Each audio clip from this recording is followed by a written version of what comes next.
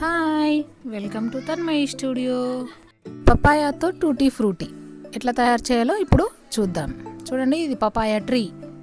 పపాయాను కడిగి చెక్కు తీసుకోవాలి.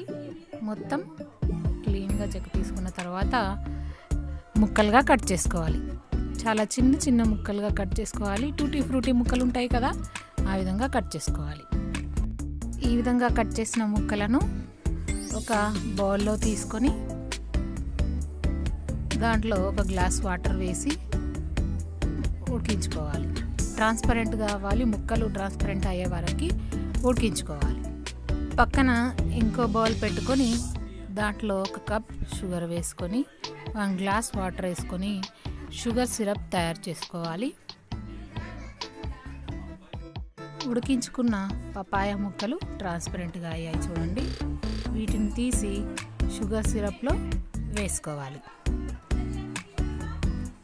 15 నిమిషాల తర్వాత షుగర్ సిరప్ మొత్తం ముక్కలకి పట్టుకుంటుంది.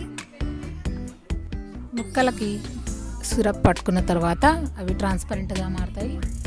వాటిని ఒక బౌల్లోకి తీసుకోవాలి.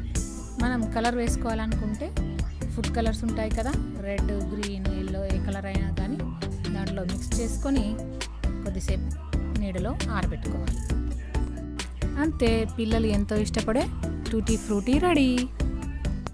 Please like, share and subscribe my channel.